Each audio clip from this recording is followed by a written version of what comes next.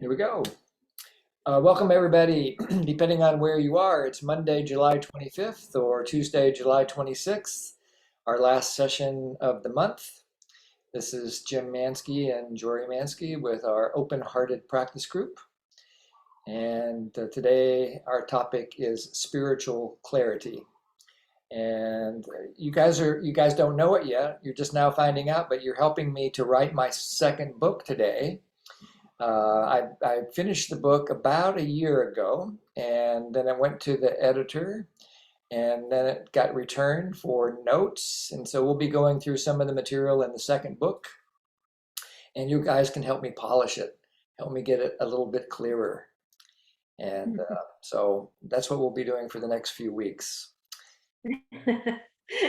Yeah, he's going to be offering things and see how you react. Yes. Yeah, and it's just also wonderful to have this sense of partnership with all of you. I'm delighted to see you, my friends. Some of you I know better than others, but all of you feel like friends and partners in this journey of evolving our consciousness so that really everybody's needs matter. Thanks for being here. So if it's your first time visiting us, we're really glad that you found us. It's always a mystery that people find us, but I guess somehow it works out. And I'm glad that someone either pointed you in our direction or you stumbled across it on the internet or whatever. But all are welcome here, no previous experience necessary. And each of our classes is like a standalone class, but they also all kind of weave together. Hi, Chi, welcome. And as you can see, it's an international group. We have people from, I can see just glancing at my screen, Hong Kong, Taiwan, India, Hawaii, United States, Japan, and perhaps some other places as well. And I invited folks, there's Korea too. Hi, Isabel. I invited experienced practitioners to join us for the next few weeks. So if you are one of those experienced practitioners, like Martine or Chi or whatever, and you're willing to help in the small groups, just make a note in the participant list. So when Jori's making groups, we can kind of spread the wealth. And that will be especially helpful during the last few weeks of this class. But we wanted to invite everybody with some experience to come to the whole series so we have a common vocabulary. And during this next few weeks, we will do what we normally do here, which is practice. It's really about practice. There's always a little bit of theory, but mostly it's about practice. And we practice three different ways. We practice with self-empathy, and we'll have a self-empathy process in just a minute. And then we also practice honesty and empathy. So these are what Marshall Rosenberg called the three different modes of practicing nonviolent communication. So without further ado, Jori, would you like me to make the groups today and you guide people through the self-connection which is going to be the little mini matrix? Or would you like me to? Sweetie, how about you have an idea of what you want, so I prefer that you do what you want. Okay, great. All right, so since this is the beginning of a series, and what we wanted to do is offer you the chance to begin a process of self-assessment. Self-assessment basically means checking in with yourself about where you are in terms of integrating the skills that we'll be working with. And so the invitation would be that you get a piece of paper and you make a simple grid on a piece of paper so that it would have four columns. And on the top of the first column, you would write the word skill, S-K-I-L-L.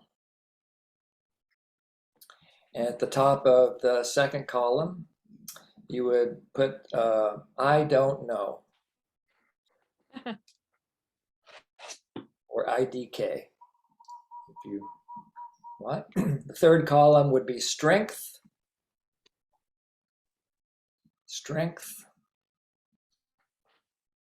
and the fourth column would be edge. So skill, I don't know, strength, and edge.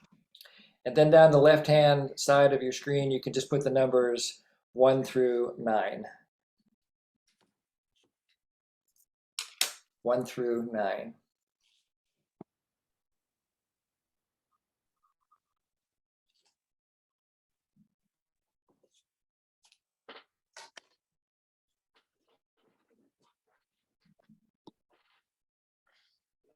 Sorry, Jim, can you repeat that, please? Sure. Yeah. You're going to start with 4 columns across the top that say skill, I don't know, strength, and edge. And someone's put it into the chat. Thank you, Mina. And then down the left-hand column, just the numbers 1 through 9.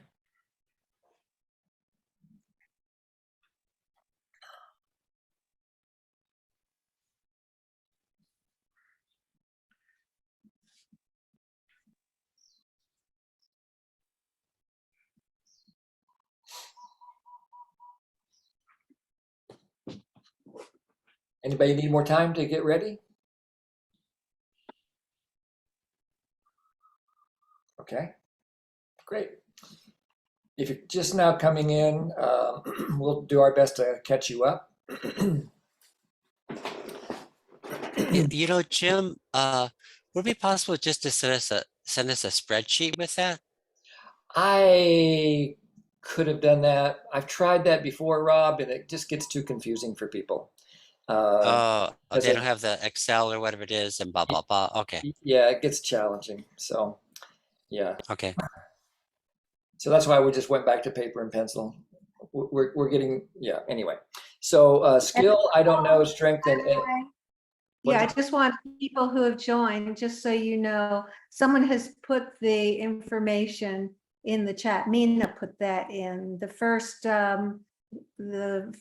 row. She wrote on the bottom of her other 3 rows. So you yeah, have that I'm there gonna, to do. people who are just arriving, they may not see it, George, so maybe we could put it in. Okay, I'll do it again. I'll Yeah. put it in. Okay, so what we're going to do in just a minute, I'm just going to go through the list of these skills, and there's no expectation that you know any of them. That's why the first column is I don't know. Especially if this is your first time, or maybe your first time in a long time at an NVC group, and so we don't no one's going to see this except you. This is just for your own, so that at the end of the series you can look at it and celebrate how much you've grown over the last few weeks. And so in just a minute, I'm going to go through the list of skills and invite you to check what you notice in your body. So let me define what these 3 columns represent. So the first column is skill. So that I'm going to give you the list at the end of the exercise. So don't worry about that yet. The second column says I don't know. And so I don't know just means exactly what it says. If I say the name of a skill and you have a feeling of being confused, befuddled, unclear, fuzzy, any kind of confusion, then just check off I don't know. So for example, if I said the skill of piloting a commercial airplane, everybody's going to go, oh, I don't know how to do that. So that's the feeling of I don't know. I just don't know that one. The second, or the next column is strength. And again, you'll check your body to find out how it feels. So if I tell you the strength, the skill of tying a pair of shoes, tying your shoes, just notice how your body feels when you think about your ability to tie your shoes. You probably have a feeling of confidence. You know, it's so easy, you don't even have to think about it. It's a strength. You can do it. For some people, it might be driving a car would be a strength. Other people, it might be I don't know. So different people will have different strengths and different skills. So strength is a feeling of confidence, well-being, openness. And then the final column is edge, E-D-G-E, edge. Edge, if I ask a question and you have a feeling of, I think I know what that is. I notice an eagerness to learn more about that, but yeah, I think I could do it maybe if I really tried. So, for example, most of you have done NBC before. So if I said the skill of empathy, probably a lot of you would choose that as a strength. Okay. So there's no right or wrong answers. And everybody always says, but isn't it contextual? Doesn't it matter what situation I'm in? Of course it does. So if you're in a situation where you're really comfortable and everybody's in a good mood and you think about these skills, then it's going to have one set of answers. But I'm going to offer you the opportunity to think about a specific situation and then to assess your skills in that moment. So we'll use a specific context from your life. And before we do that, we will have breakout groups at some point afterwards, after you go through this whole process. And most of you know that if you don't want to be in a breakout group afterwards, please put an equal sign before your name, so I'll know not to organize you into an active breakout room. Okay, go ahead, Jim. Sure. Okay, so let's do a little self-connection first, then I'll guide you to think of an observation. So just notice that you're breathing. And this is an optional exercise like everything that we do here. So if you don't want to do this, it's fine. But if you want to do the exercise, just notice that you're breathing.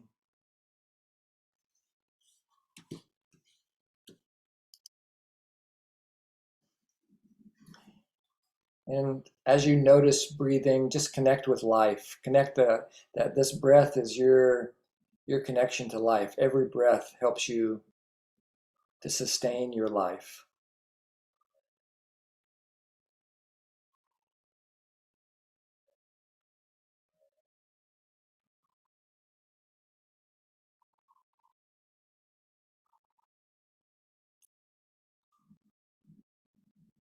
And just notice how your body feels as we get ready for the exercise.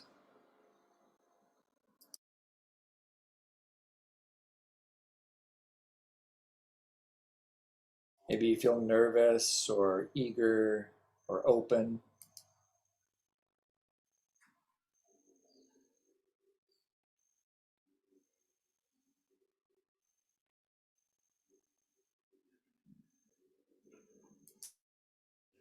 And see if you can connect to the needs that you're hoping to meet by trying this exercise.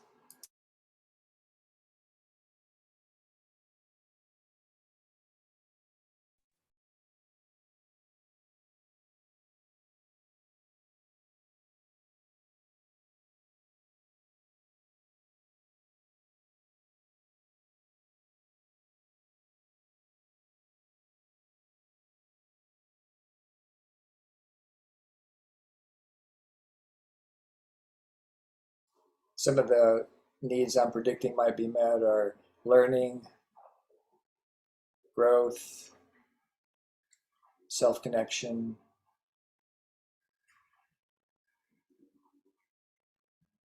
Be something else for you.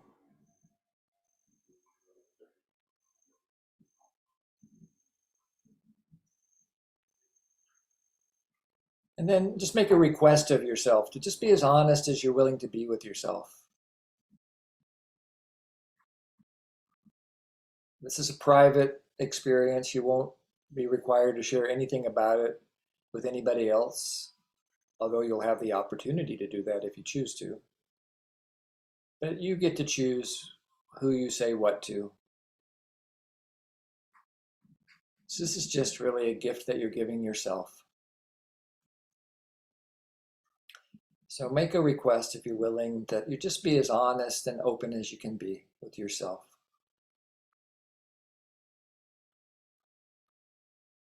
And then think of a situation in your life when your communication skills were challenged. Not overwhelmed, but challenged. A place where you really stepped up and did the best you could to communicate nonviolently with the other people involved. You didn't have to do it perfectly. You just did the best you could. Maybe it was a conversation you had with one of your kids or one of your parents or a coworker. Again, not something that was overwhelming or that you wanted to run away from, but something that where you were able to stay engaged. Maybe you even enjoyed it, even though it might have been had a feeling of conflict to it.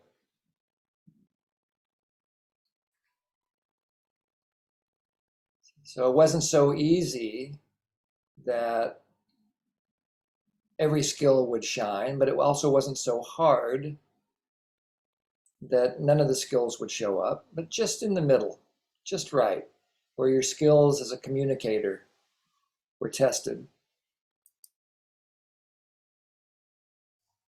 And you could write down the observation just to help you remember it. Just a sentence like conversation with Jori. Just enough so that you can connect to what you're assessing, that moment of assessment.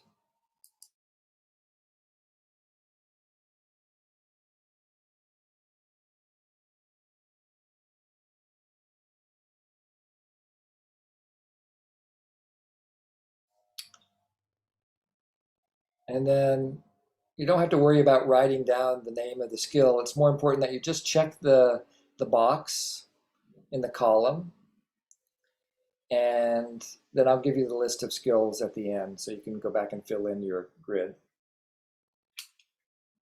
So as you bring to mind this event in your life, when you were communicating and your skills were tested, the name of the first skill is the 0 step. Now, if you've never heard of the 0 step, you would, of course, click or check, I don't know. If it was something that you felt really grounded in the moment, you could check strength.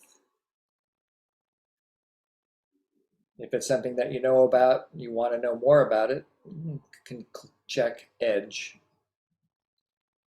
So check the body, 0 step.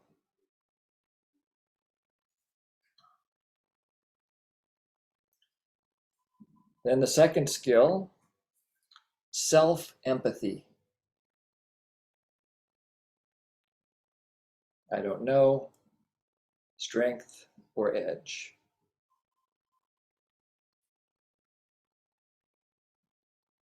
Number 3, inviting. Inviting.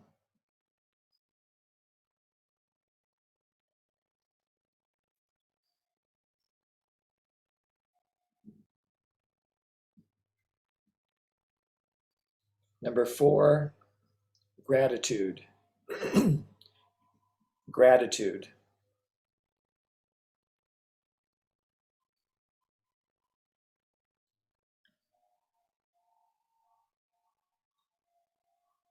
Number 5, honesty or vulnerability. Honesty. Number 6, empathy.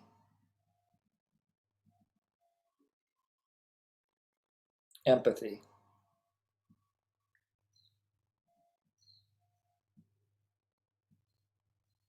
And bringing back to mind again this conversation or opportunity for connection that you were involved with, this Just clarify it again in your mind, maybe read the observation again. Remember it clearly and consider the next skill, number 7. Confirmation request. Confirmation request. I don't know, strength or edge.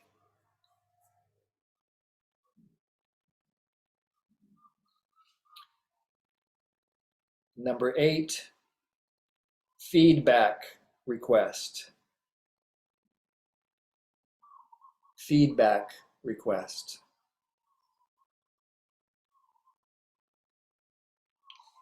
And number 9, action request. Action request.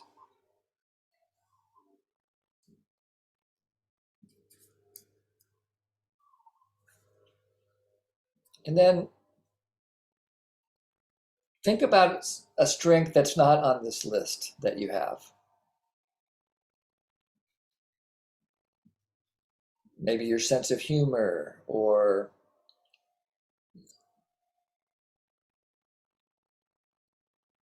your willingness to support like charitable causes, like generosity or something like that. Any kind of a skill that you want to celebrate in yourself, just write those down. 1, 2, 3, however many strengths that you want to highlight for yourself.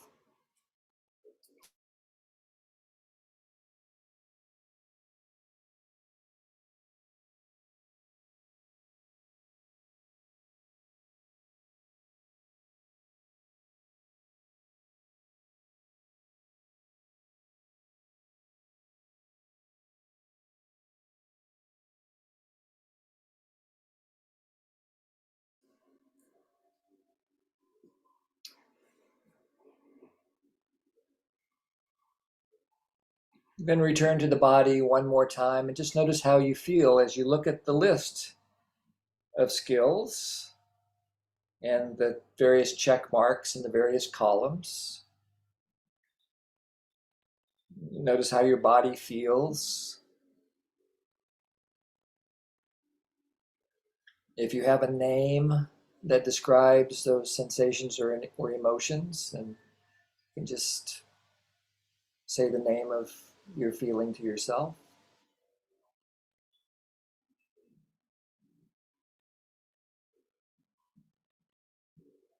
And then just allow yourself to feel whatever it is that you feel.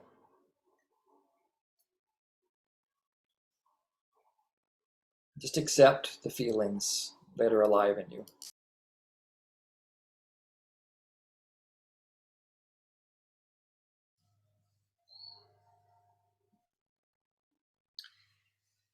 Jori has made small groups. So she's going to set the timer for 10 minutes. So the idea would be that in the small groups, for those of you who are choosing to go to a small group, you get a chance to just express what this exercise was like for you. You might celebrate what you learned. You might mourn, express sadness or confusion. You might be a combination of both. You might express an opinion. Whatever is alive in you is fine when it's your turn to speak. And I'm going to write down the skills real quick for you. 0 step was number 1. Self-empathy, number 2. Inviting, number 3. Gratitude, number 4. Honesty, number 5. Empathy, number 6. Confirmation request. Feedback request. Action request. Excuse me.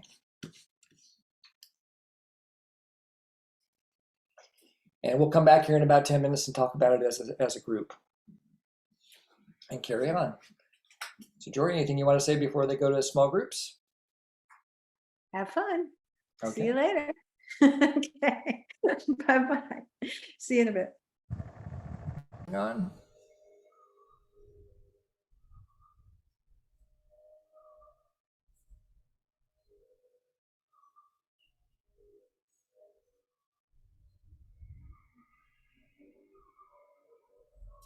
Okay. So I hope you enjoyed that. We ended up with our own little small group here. And love to hear some feedback. Anything you'd like to share about either the small group or about the self-assessment. If you don't know how to raise your hand, on the bottom of your screen, there's a little smiley face that says reactions. And if you click on that, there's a place where you can raise your electronic hand like Isabel just did. She's covering both of her bases. Go ahead, Isabel. Thank you, Jim. I just wanted to share how wonderful it is to notice your own strengths and attributes, which immediately, the moment you said, now you can, after the number 9 said, you can go on and list your own strengths, I felt like, oh my God, I don't have any. That was my first reaction. But then when I put my pen onto paper, I started jotting down, and I wrote down noticing joy, being present, giving grace. I love doing that. And receiving compliments. I got better over the years. And I just suddenly, when you asked, how do you feel about it? I felt buoyant, light, grateful, and blessed. And you made my day, Jim, by asking to us to add that list. And I can vouch I was not like this before. And I am just so blessed to have this space and filled with gratitude. And I might add, I bought your book, the physical book. I had bought your ebook before, but now I have a physical book with me. Thank you. Thank you. And thank you for highlighting the power of focusing on our strengths, because that's something that I never got really trained in that in my college or high school or any of that kind of stuff. Really would have made a big difference to have my highlight to highlight my strengths rather than just get a grade. Okay, Monica, and then Siva. Go ahead, Monica. Yeah, I looked up the definition for the 0 step, Marshall Rosenberg's definition. What we do before we open our mouths influences what happens next. Know what you want before you open your mouth. I just wanted a little bit more explanation than that. Yeah. Well, that's the whole class today. We'll cover the 0 step in depth today, Monica. So that's exactly where we're heading. So by the end of the class, hopefully we'll give you all the clarity that you need, and you can let us know. How does that sound? Sounds great. Thank you. Sure. Siva? Okay. What I was sharing with my group was that last night I read a book called Connecting the Dots. It's written by Judith London. I had bought it through Amazon. And it's a book by a friend of mine, Judith London. And it's particularly directed to how can you behave if you have a loved one who has Alzheimer's. So Judy London she's retired now, but she worked in a care facility, and she would have these group activities. So the basic idea is very NVC, and that is that just understand your loved one is doing the best he or she can. Just start there. Know that they're not trying to be nasty, even though with advanced Alzheimer's, they will have paranoia and depression and so on, but they're just doing the best they can. And to go through life with that kind of attitude toward anybody is really opening to possibilities. Yes, Siva, that's a wonderful way to describe the 0 step, is Just expect that everybody's always doing the best they can. I love that. Rob? Yeah, it's just my example is kind of a sticky wicket with my daughter who's in her 30s and she wants to have a husband, and children, but she's not really dating, so she's living with me. And yeah, I really like all the requests here, confirmation, feedback, and action. That's nice. I've never seen that broken out like that, I don't think. So that's yeah, because that of course is so important to keep the flow and the back and forth going. So that's all. You're welcome. Thanks, Rob. Anybody else?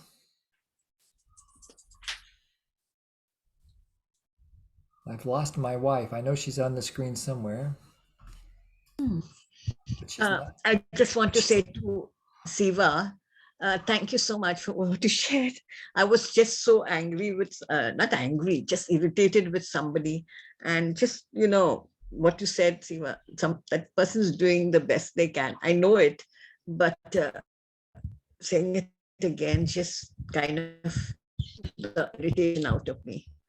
Yeah, I just wanted to say that. Thank you so much. Thank you. I don't know where my face is for you, Jim, but I found am you. here. I found you. Thank you. Yes. Now you're where you belong in the upper left-hand corner. Yes, sir. And Jen has her hand up. Hi, hi there. I am just wanted to express that this is my first time in this group, and it's been a number of months since I took several NVC classes, and I am just kind of struck with emotion around what a turnaround I'm feeling around how I felt when I came in and being able to connect with myself, connect with somebody else.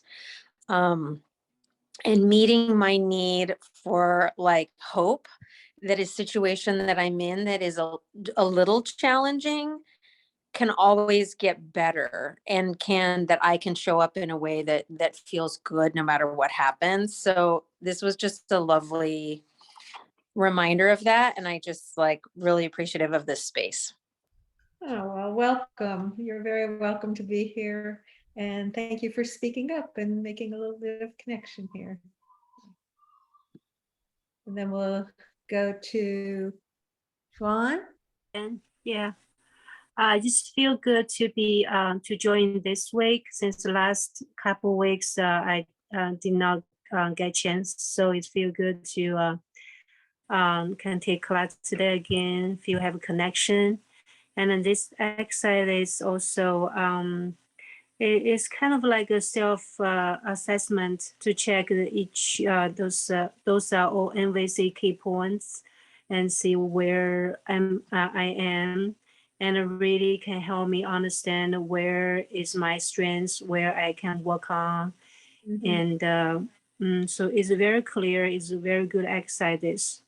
And for number 3 is inviting. I'm a little bit not quite sure. Is inviting here means invite another person to join if they are willing to talk? Is that what's inviting me? Yeah, Okay. that's what to invite the conversation. Yep. Yeah. Got you. It usually sounds something like, is this a good time to talk? That's Yeah. something like that. Yeah, I think that's a really good point, because this is very necessary before we start to have MVC dance. So inviting is kind of the way to knock on the door. And I like this one. Thank you. You're welcome. And Jim, would you respond to Sandy's message in the chat? Okay. I will do that as soon as I find the chat. She wants to Does know my if book explain the attributes above. Some of them. It's not direct. The first book was about the Pathways to Liberation Matrix, and these 9 skills are kind of embedded. Some of them are directly have a direct a twin on the matrix skills, like empathy and honesty and so forth. But like with there's on this particular matrix or this particular skill set, we took this like the skill of requesting, and we divided it up into 4 smaller sub skills: inviting, requesting confirmation, feedback requests, and action requests. Because we noticed that people were having trouble with this kind of really big chunk of making requests. And so in this particular class, a series of classes, we'll focus on getting more specific kinds of practice and seeing different ways that the different kinds of requests can work. But the other ones are pretty much on there, but also like what we call the 0 step, that's what we're going to focus on today. That's kind of built into 3 other skills in the other book. And we'll talk about them as we go through the rest of today. So thanks for the question, Sandy. So anything, oh, go ahead, Tanya. Good to see you. Hey, just wanted to let folks know if they want the 9 skills, Jim and Jori's diagram of that, I just put it in the chat. You could be able to copy it to your Thanks, Tanya. computer. Yeah, we will use it throughout the next few weeks. So you just saved me a step, Tanya. Thank you. So, anybody else want to say anything before we dive into the rest of the content? Okay. So, today I think I named the class Spiritual Clarity. And spiritual clarity is a term that I learned from Marshall Rosenberg. This isn't a direct quote from him, but it paraphrases what I think Marshall would say about spiritual clarity. That what we do before we open our mouths influences what happens next. So by what we do before we open our mouths, it's like what's our inner game before we do that, before we open our mouth? Where are we placing our intention and attention? And how do we awaken our this deep human capacity to do compassionate giving and receiving? So all of this work emerges from the work of this guy here, Marshall Rosenberg. And Marshall was Jori and I learned from Marshall directly for many years, starting in the year 2000. So we're coming up on our 22nd anniversary of being giraffes, as Marshall would call it. And so thank you, Marshall. We wouldn't be here today without Marshall, and we wouldn't get to know probably any of you if it wasn't for Marshall's influence on our lives. So we wanted to bring him in directly to this particular class today. So in just a second, I'm going to show a brief video of Marshall. Hopefully it won't be blurry. Sometimes our internet connection's not as great as I wish it was. So at least you'll be able to hear his words. So here we go.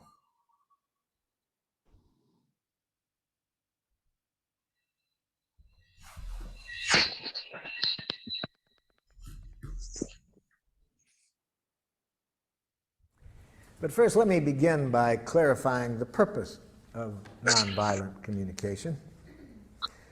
Its purpose is to help you to do what you already know how to do. Now, why do we need to learn something today that you already know how to do? Because sometimes we forget to do this. We forget because we've been educated to forget. Now, what is it that I'm talking about that we already know how to do? The purpose of this process is to help us to connect in a way that makes natural giving possible. Natural giving possible. What do I mean by natural giving? Let me do you a song to make it clear what I mean by natural giving.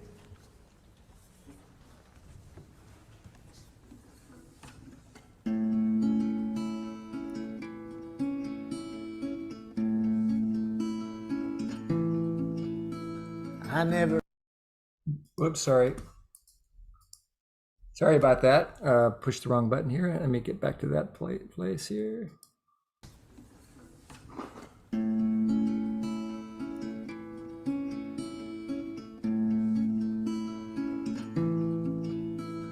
I never feel more given to than when you take from me.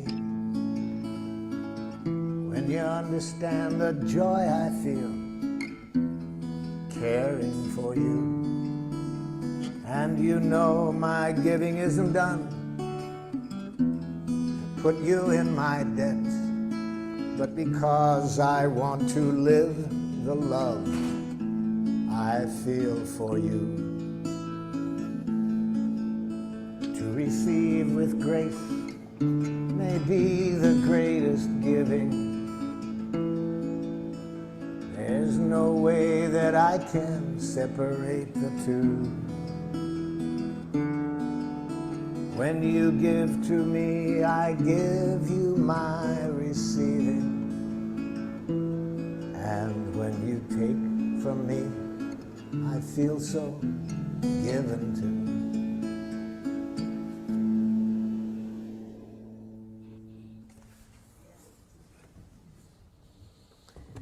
You all know that giving. You know how to do it. And that's what I'm interested in. Remembering to stay with that quality of giving, moment by moment in any connection. But we also all know that it's easy to lose it.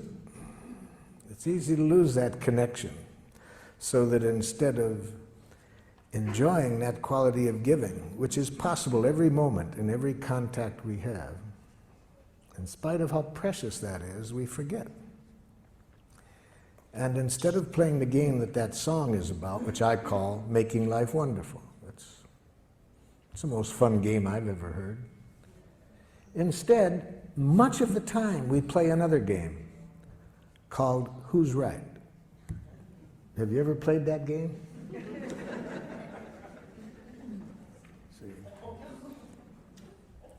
It's a game where everybody loses. So isn't this amazing that we all know about this quality of giving that the song was about? It's possible every moment. We find that the richest thing to do, and much of our life we end up playing Who's Right? Now the game of Who's Right involves two of the most devious things human beings have ever come upon. One, punishment. See, because if you're wrong in the game of Who's Right, then you deserve to suffer. Can you imagine a more diabolical concept to educate people? So, if you haven't already abstained from punishment, I'm sure by the end of the day that will no longer be a part of your consciousness. No more punishment. You won't do it in your families. We'll get rid of it with criminals. It just makes things more violent. We'll find other ways to deal with other nations beside punishment. No more punishment.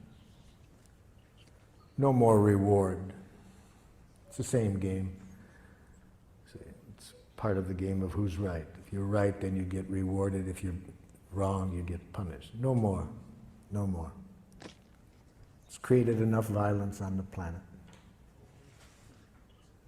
No more guilt induction. See? No more shame. No more concepts of duty and obligation. Just what the song is about. Natural giving.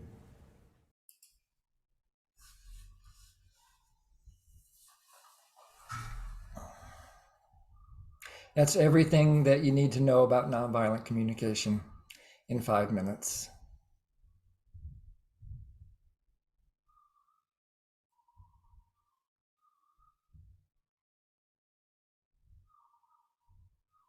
Yeah. And then it's about putting it into practice. Now what? We've all been trained in so many different ways, but that's the heart of it. If we just hold on to that heart of it, then we make life more wonderful over and over again. So that's spiritual clarity. And so now we'll break it down for you a little bit, and we want to tell you the story of how we came up with what we call the 0 step. So Jori, like I said, Jori and I met Marshall in November of 2000, And it was one of those moments for me of immediate recognition, kind of a quality of awe in a way. And I knew at that moment, within the first 15 minutes of that training, that my life was never going to quite be the same again.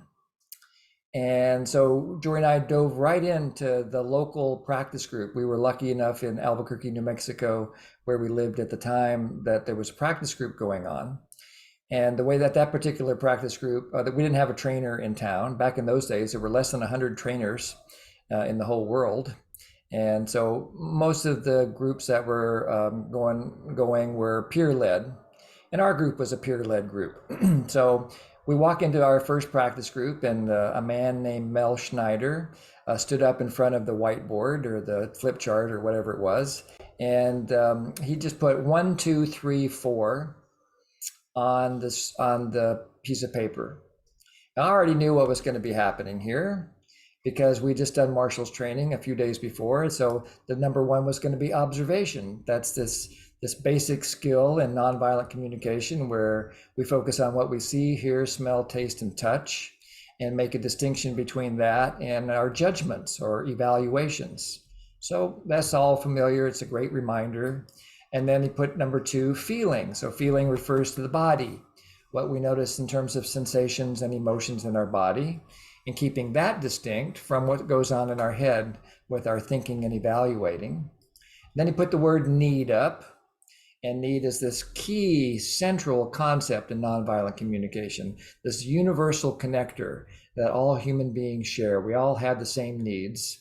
We all have a need for sustenance, love, belonging, and so forth. So that was all, we're bringing back some great memories of the workshop. Then he put the word request up, request being how you tie it all together, keep the connection going by saying what you do want rather than what you don't want, by not making a demand or a wish, but just being clear on what you think would make life wonderful from now on. And then something shifted. He put a 0 up.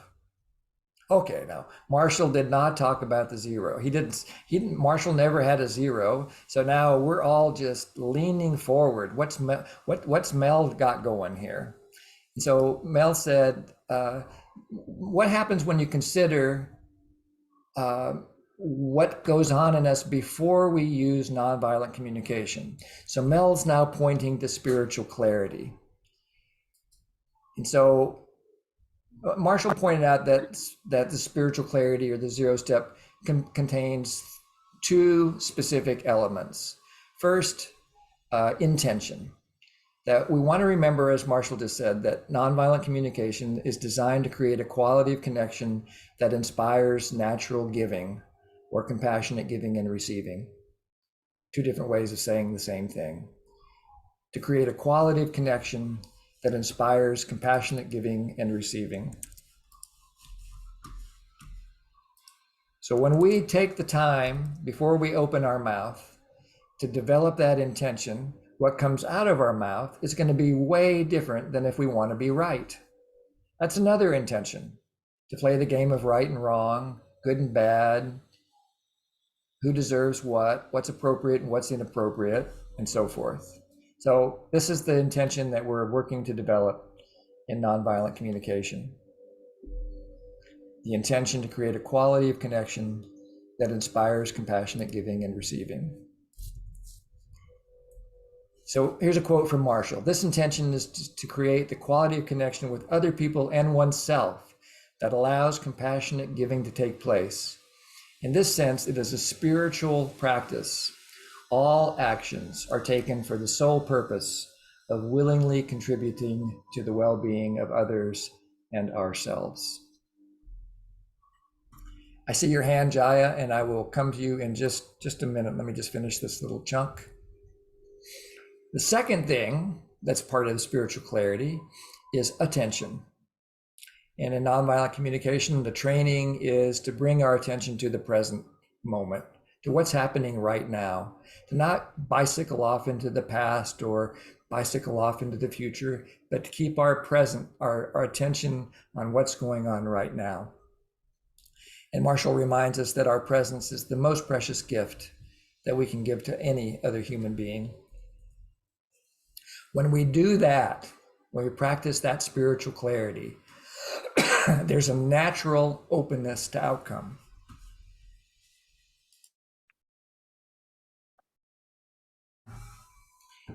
We lose demand energy. As Marshall put it, he's suggesting don't get addicted to your requests. Your objective is needs, not requests. Because if you do it the other way around, it's easy for it to become a demand.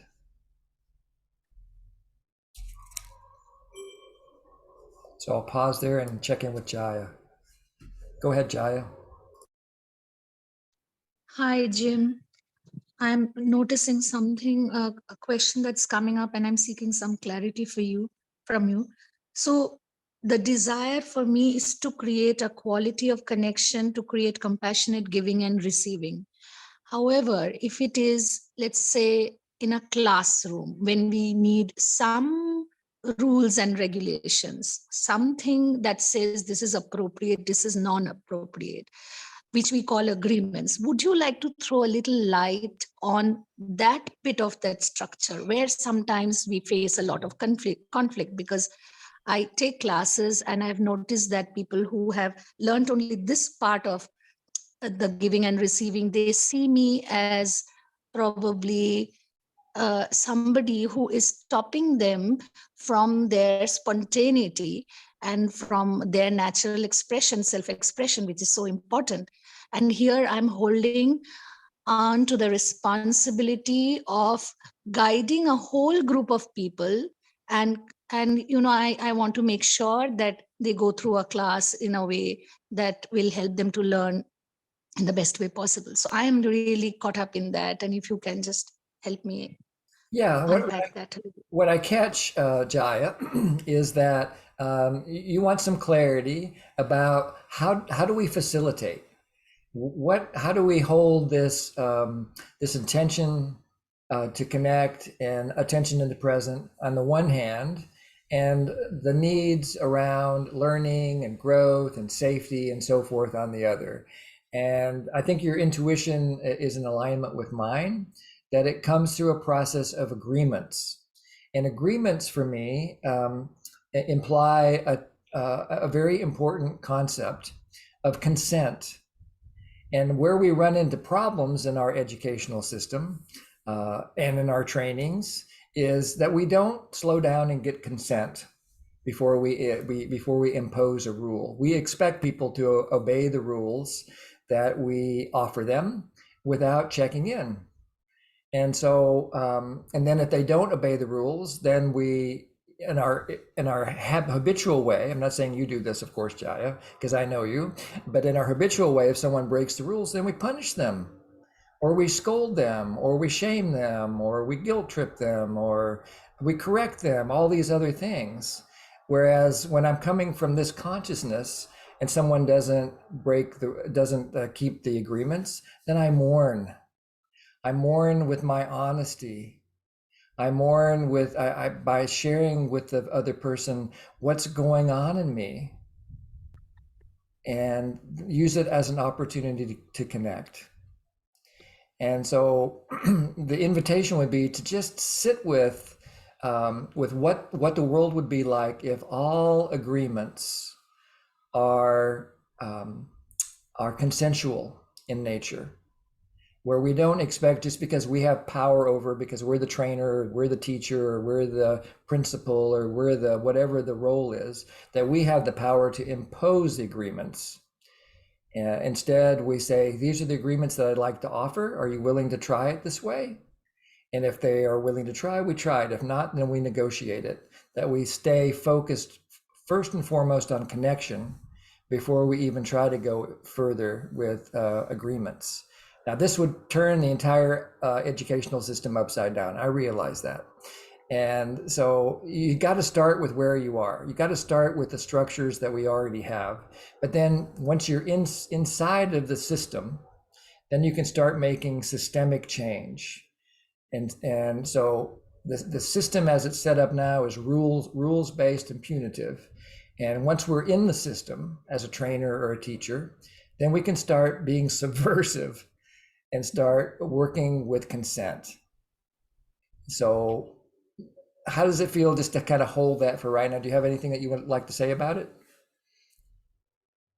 Yes, there's a lot coming up, but I won't ask those questions here. I'll take it later. I'll listen to the 0 step because that is a very important part of my learning edge as well. So let's go on with the class and I'll come back to you later on. Thanks. Sounds great. Thank you. Okay, so let's see where I am here. So let me get back to the slides and we'll get ready to go practice in just a second. So this is what we call the 0 step. You take intention to connect in the service of compassionate giving and receiving, attention in the present moment, this natural flowering of openness, and we just package all that together with this new concept called the 0 step that we learned from Mel. And the 0 step is to allow us to touch, taste that spiritual clarity, to enjoy compassionate giving and receiving, to actually get connected to our nature. Clearly, you don't have to teach this to a baby. When the baby is first born, you don't have to teach it to be present. A baby is present.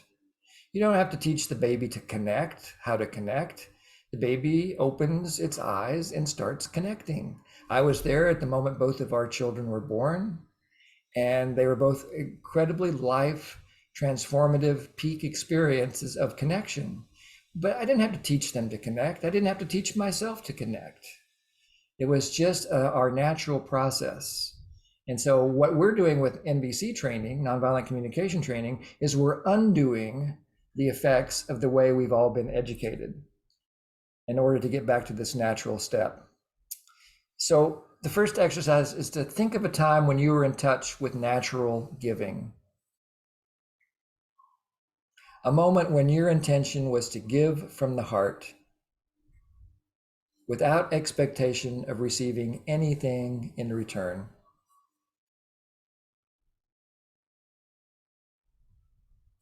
Some of you have done this exercise with us before. It'll be different this time because you're a different person. You'll come up with a different observation. Or you can skip it if you want to and write in your journal or take a break for a few minutes.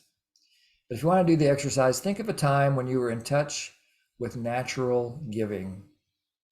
A moment when your intention was to give from the heart without expectation of receiving anything in return. It doesn't have to be a big deal. It can be as common as somebody drops something and you reach over and you pick it up and you hand it back to them and they say thank you. That's a moment of natural giving. Write down what you did.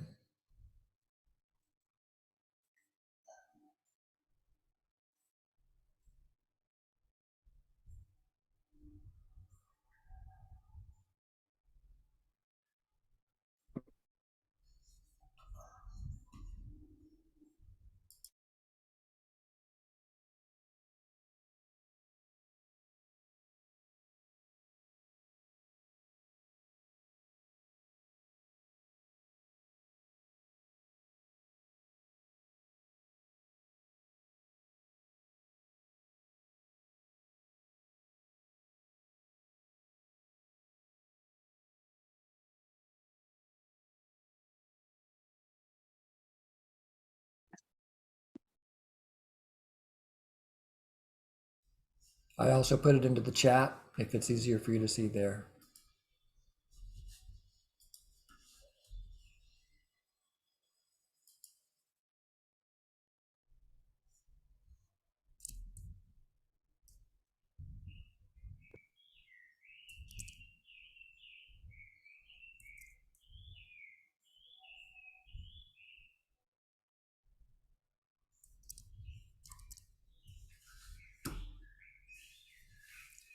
About one more minute to consider this and write yourself some notes.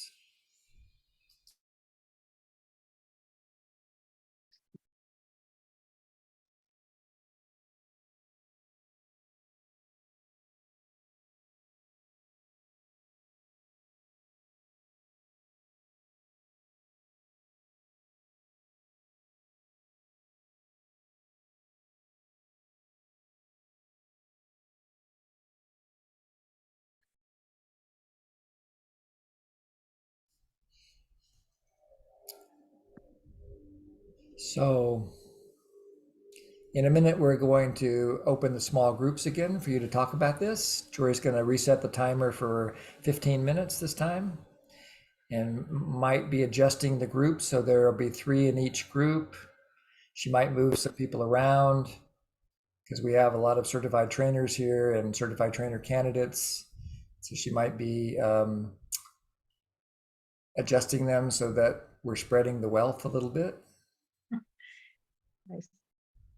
And in the meantime, I want to tell you a story of just to model what it might sound like. So I don't know. I'm a little bit. I noticed a little bit of irritation in me because my neighbor is mowing her lawn, and I'm worried that you guys, instead of hearing the bird song today, hear her lawnmower. And but nevertheless, I'm going to tell a story about compassionate giving to her. We live in the rainforest of Maui, and when we bought our house, it had a lime tree that was already mature. And I can see the lime tree from where I'm sitting down in my office.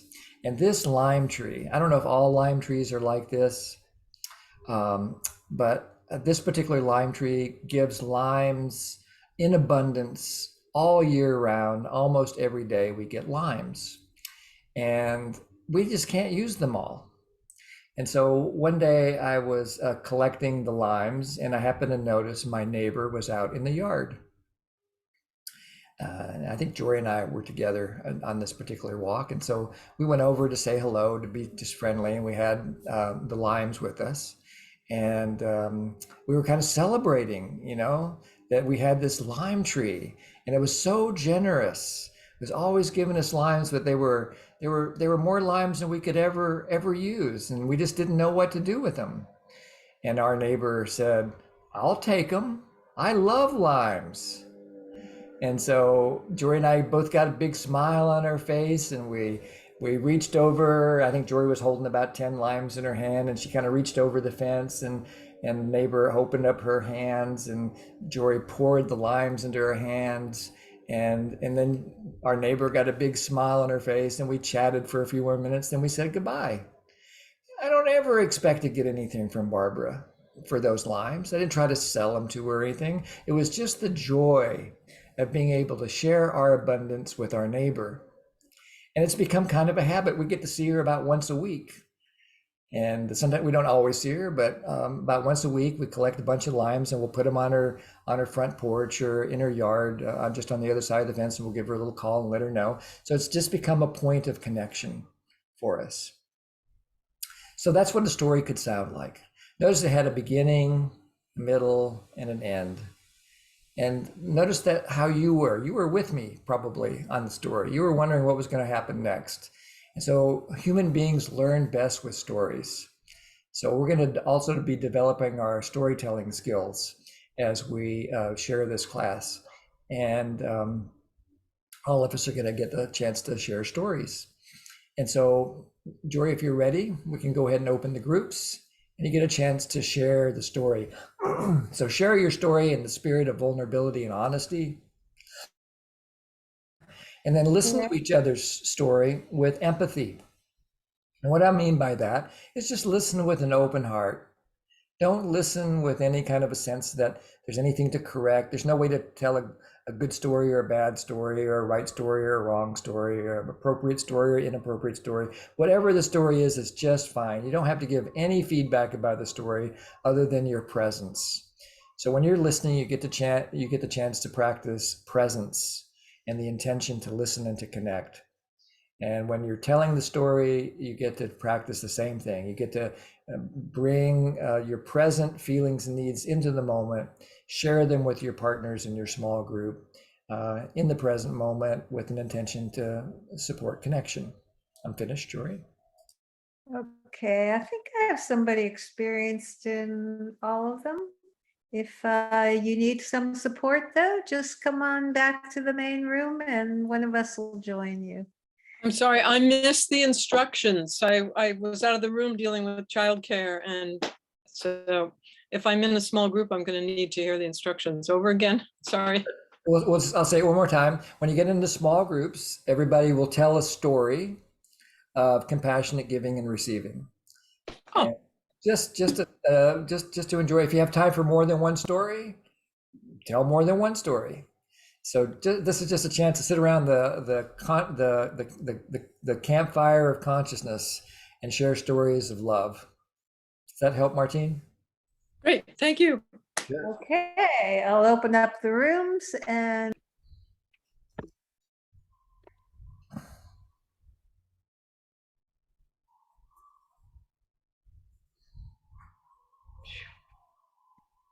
it's so spacey when it happens.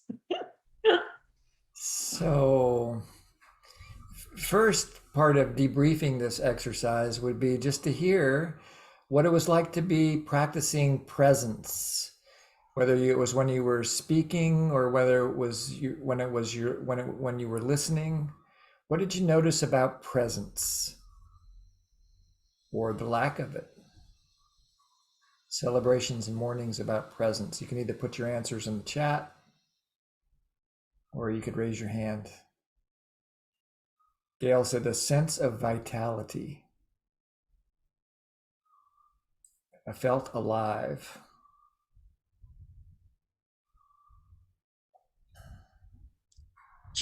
Kirk is raising his hand. Great. Kirk is raising. Go ahead, Kirk. It was very fun being with Deborah. And presence was a little different this time than the normal presence of stopping and being totally in a stop, the 0 point, and being just aware without judgment. But it was the excitement of 0 point. I saw the excitement of Deborah's presentation. I got excited. And what was happening did it just magnified the communication about how we're held in this grace of this present moment. So it just kept building. So the whole 0 point was constantly reinforced through our dialogue. Yeah. Yeah, thank you. That's the world I want to live in. I really want to train myself to be able to do that even in the midst of conflict. I really want if someone's yelling at me in the Costco parking lot, I want to have that same sense of presence. I'm not there yet, but I'm working on it. Thank you, Kirk. And thank you, Juliana, for seeing his request. And some other things in the chat. Tanya writes, they call it present because it's a gift. Joy and peace. Silence is welcome.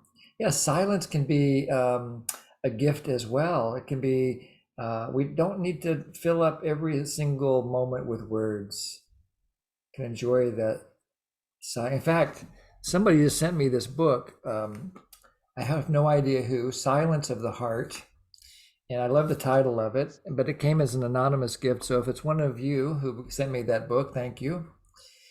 And then there's some mourning about someone taking the exercise in a different direction than they were expecting or hoping for. So yeah, just hold that mourning. Yeah. In certain moments, it is an either or choice to choose presence to self for what is going on within as an intensity that gets in the way of being present to others.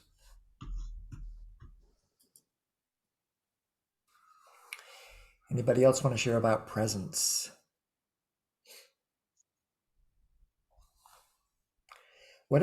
Yeah, Jeff, please.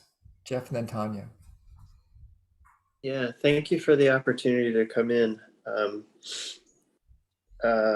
What I was experiencing in part was that my phone was dying and someone was telling a story, and I was wanting to switch to a different apparatus so that I didn't lose the connection, but I felt as though I couldn't give my fullness to the person as they were talking. And that was a little frustrating for me. So I was judging myself and awaiting judgment from somebody else who might have seen me distracted as they were talking. So that was one thing that came up. And the second one was a gift that was given to me that the exercise was talking about times when I could give naturally. And I shared a thing that I'm struggling to give. And the person said, you know, sometimes we just can't give. And that's okay too. And so that kind of felt good to hear. Yeah. Thanks for the opportunity to share that. Yes. And thanks for sharing the openness to outcome, even in terms of whether or not we want to give or not. Thank you. Tanya and then Rob. So I felt like we were on the group W bench, Nikhil Nanda and Leslie and me, and we just laughed the whole entire time and got to tell our stories and talk about Kant, and it was a blast. Sweet. Aw, thank you for sharing that. And Rob? Rob? Yeah, I guess what, when I'm contemplating presence, I feel the morning that thing feels more transactional when I think about that rather than free giving. So have any words of inspiration there? I don't think I quite got you yet. So say a little bit more. Oh, okay. It's just like when one of my examples was going to be I picked up some there was just some paper in the parking lot of Whole Foods and I put it in the trash. It's kind of yucky. I picked it up, but immediately I remember the previous time I did that, somebody thanked me for doing that. So when I did that, I was looking around for a thank you. So I realized, I was like, I get it. Well, first, it's almost like being hungry, yeah, to have someone give you a statement of gratitude is such a rare thing. Yes, yes. Yeah. So, thank you. Okay. Thank you. And sometimes it just comes late, Rob. So thank you for picking up that trash in the Whole Foods parking lot. Yes. Yes. Anybody else want? Yes, thank you. I want to hear everybody thank you. I'm going to send Thank you, Rob. Thank you, Rob. I'm going to send everybody some trash that I picked up. Thanks, Rob. Thank yourself. God, how important gratitude is. I often think of gratitude, how it's important for me to make sure I keep touching into gratitude. And thank you for pointing out, Rob, how important it is to have express gratitude to other people so they too can be reminded to experience it. I feel full of appreciation. Thank you. Me too. I'm very grateful you said it. And Aviva? Can you hear me? Yes. Oh, in our group, we had beautiful three different sharings about, being able to be present and give. And it was interesting. One was through a volunteer job and about literacy. And one was through nurturing an adult child when they're with another family member. And one was about entertaining and offering food to people in a home. And it was really beautiful. And then there was this sort of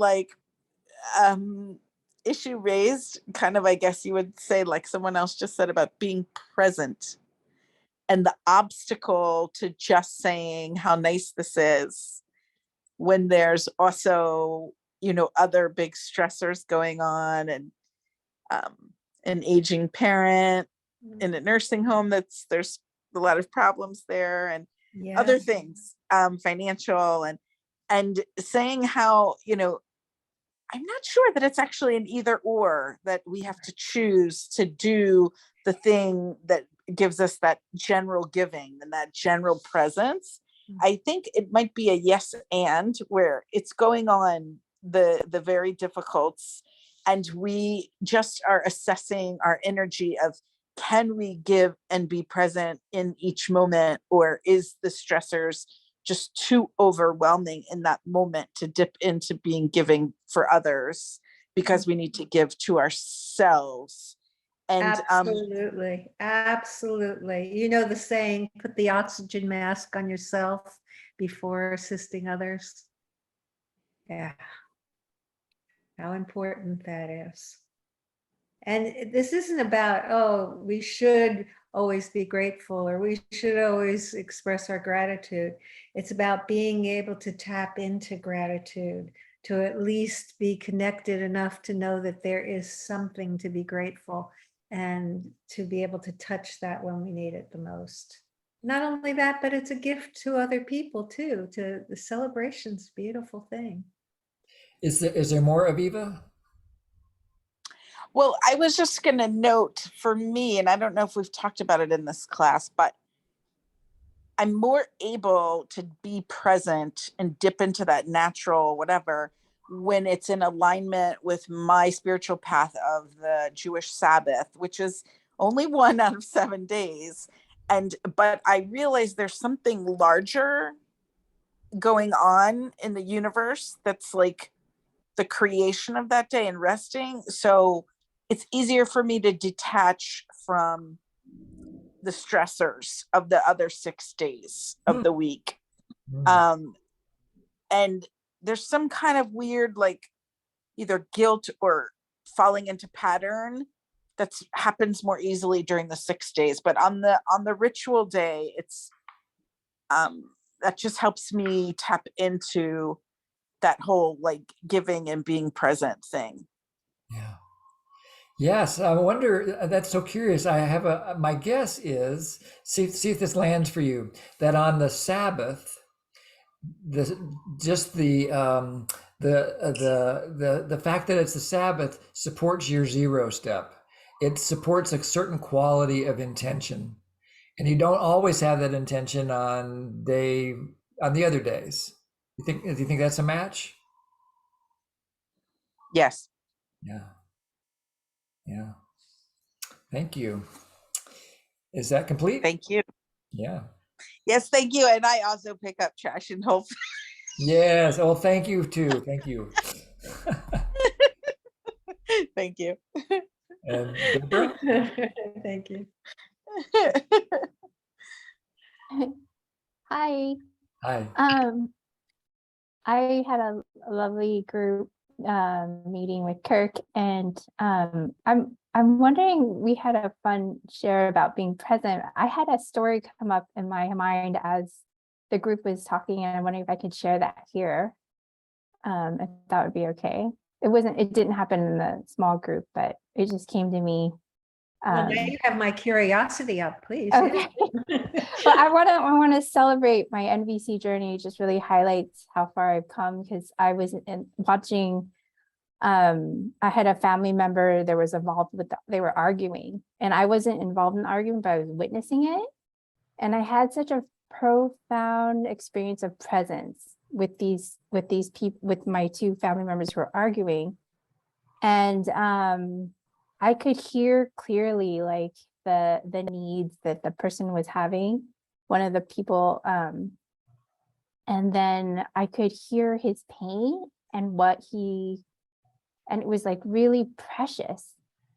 It was all of a sudden, like, I really felt this like intimacy of, he's really expressing this pain he's having. And then we were able to meet his request, and then it was like, it dissipated so quickly.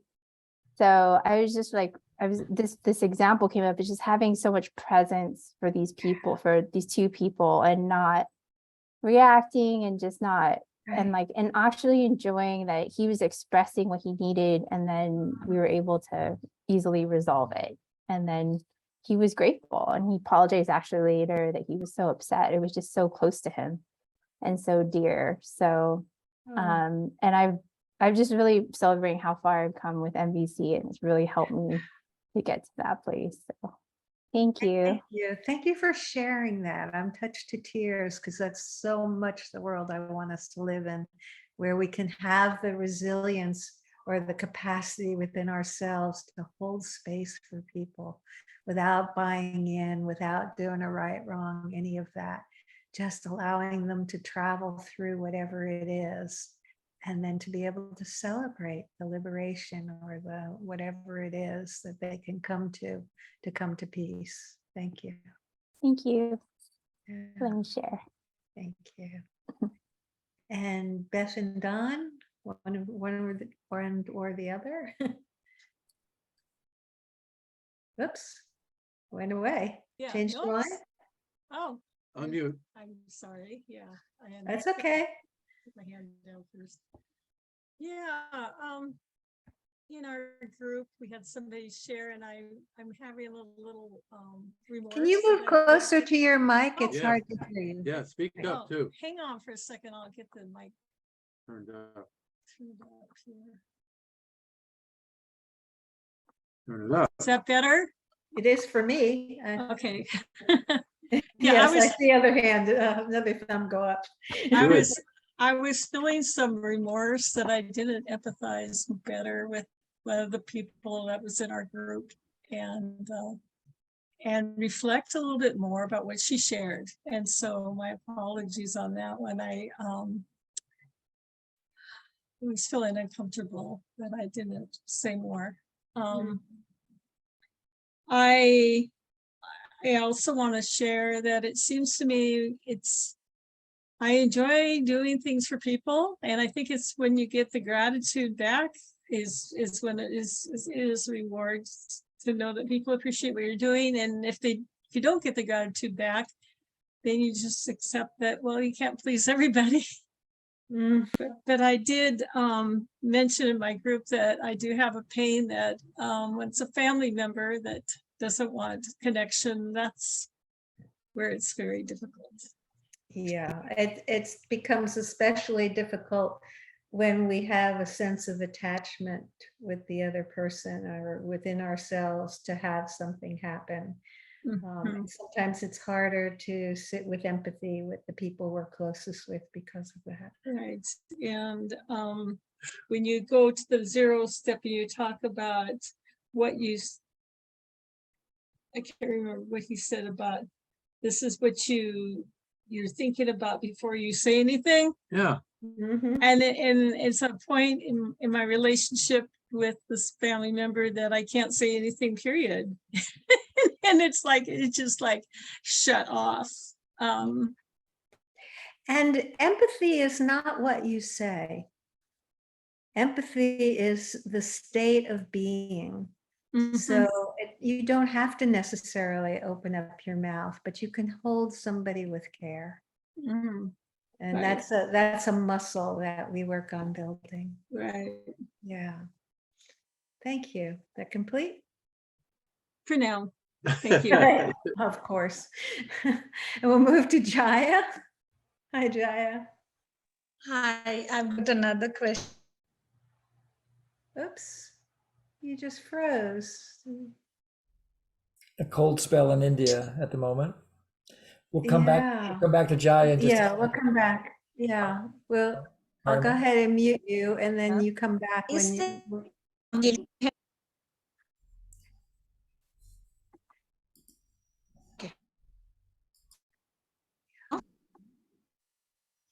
Go ahead. Can you hear me now? Oh, Jaya, are you coming? No, actually, it's really hard to hear you. Oh. Right. I can just write a message if you. Okay, there you go. Go for it. Okay, so my question was, is there something like an attachment to giving? Like when we are very attached to how we give without checking if the other person has the capacity to receive? Is there something like where we give a lot and then we feel that, we have not been seen for how much we have given? What is that? Is there something like that? Yeah, at that point, what comes up for me around that is how important it is that we put the oxygen mask on ourselves. We can only support empathy with another person if our cup of empathy, even for ourselves, is full, or at least has enough in it to sustain us. I was just working with somebody earlier today who was working with some teens, and how many times she looked back into herself and didn't necessarily listen anymore to what was happening so that she could build the resource and then refocus back to the other person. So that phrase, I'm sure you've all heard me say a bunch of times, lives really deep inside of me. Put the oxygen mask on yourself before assisting others. Make sure you fill your own empathy cup. And if you miss something that's said, they'll probably usually say it again for you because they wanted you to hear something. So thank you for bringing that forth. Yeah. And Karimar, did I say your name right? Karimar? Yeah, thank you. Okay. I experience a part of me feels a little bit uncomfortable when thinking about what a situation where I have given naturally. And I had a lot of difficulties to think in one situation. And I know there must be a lot. I mean, I have done a lot of volunteering. I started a social project. But at the same time, even when I say this in public, like, oh, I have done a lot of volunteering, I feel like if I am making my story bigger. And I thought, well, maybe this comes from in my country. We say like we don't talk about the things we have done. We don't talk about the things we have done to when we help or when we do something for others. We don't talk about it, and it's something like you've seen like, oh, you're showing off if you say that. So I experienced that. Yeah, I just wanted to share that.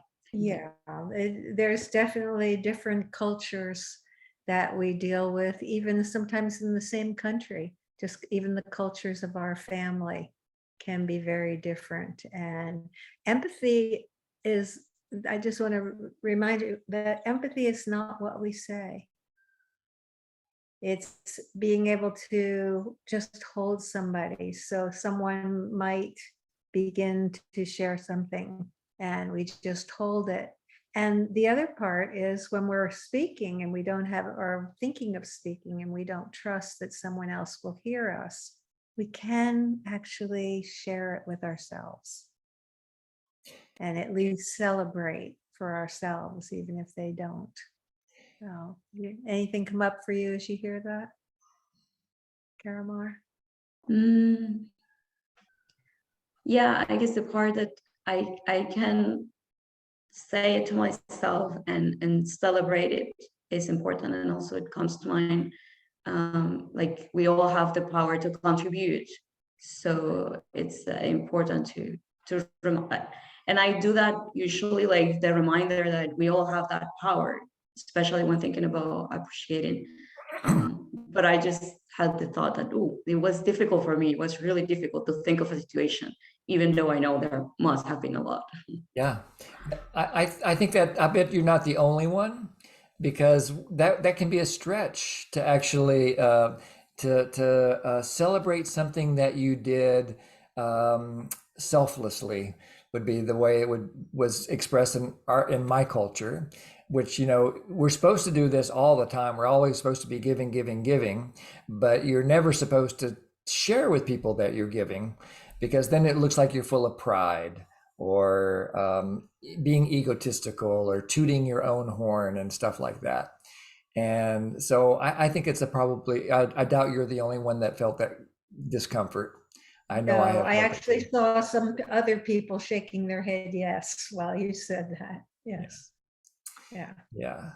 And for me, part of learning to be honest is taking those risks and celebrating myself, to actually to celebrate self-trust. I think that every time we give a gift compassionately, like we're talking about today, that's coming because there's a quality of trust in yourself. You have an abundance. You have the energy, the resources in order to give, and so it's really not about you that you gave. I mean, in a way it is, but it's really about the universe, that we live in this abundant universe where Rob has the extra energy to pick up wrappers, chocolate wrappers or whatever it was in the Whole Foods parking lot, or that all the 10,000 things that we all do every day, it comes from our abundance, our willingness to share, and then to celebrate that. So that's kind of how I hold it. So we need to shift into our end of the class announcements. So Jori, you wanted to start with your offering today? Whoops, you're still muted. I was just responding to Aviva, so we just, why don't you just start, Jim, and then Okay. I'll think. Great. Can't So- multitask that way. Sorry. Sure. So first, I made a little slideshow. I made a little PDF version of our slideshow today, so that if anybody wants to see, it's kind of like our handout for today. So I put that into the chat, so it'll show up as a PDF that you can just double click that. It'll show up on your computer wherever your downloads show up, and so that's that. I'll try to remember to do that every week so that you can capture the quotes from Marshall, the YouTube video links, and all that is in there. And then secondly, there'll be a recording of this call if you want to review it or share it with other people. And it will show up on our website in a day or two. I'll put that link into the chat, which is right there, pathwaystoliberation.com/resources. And then, as some people have mentioned, I did write a book. Love for you to buy it. And there's lots of, you can just order it from your local bookstore, but you can also, if you're international, if you're outside the United States and want to avoid shipping costs, you can try internationalshopping.com. There's some options there.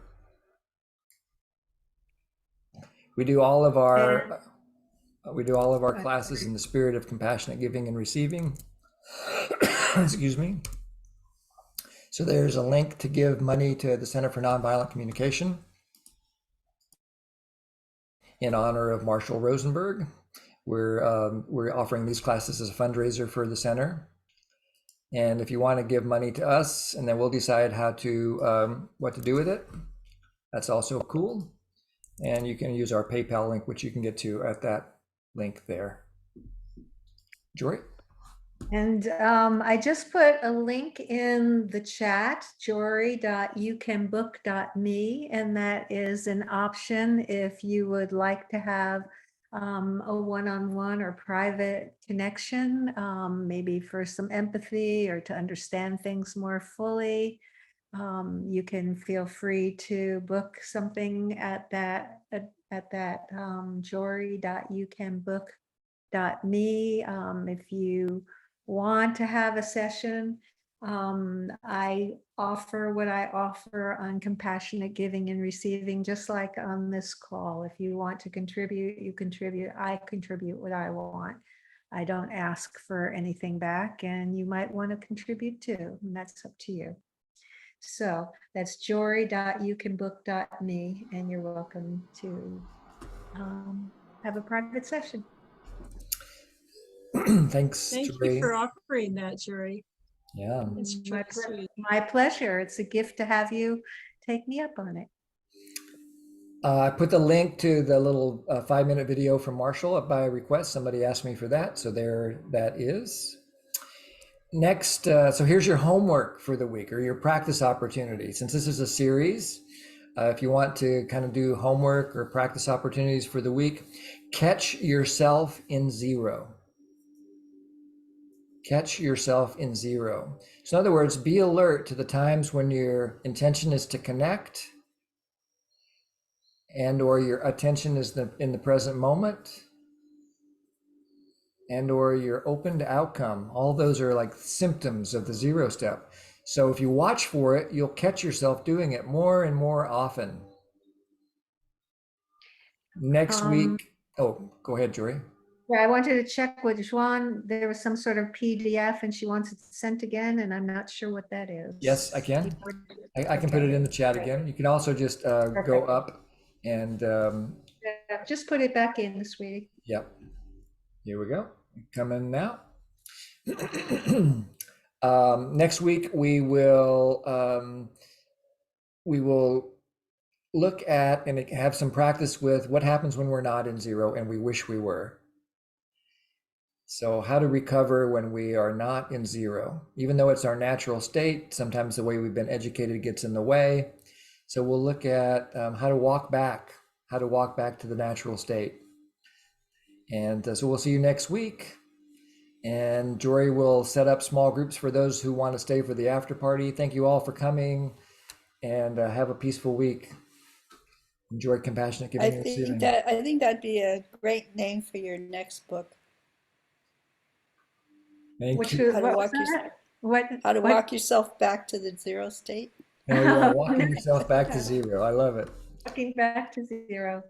Okay, I'm going to go ahead and open up the rooms. If you find yourself alone, just give me a moment or two. I'll be moving people around to make sure nobody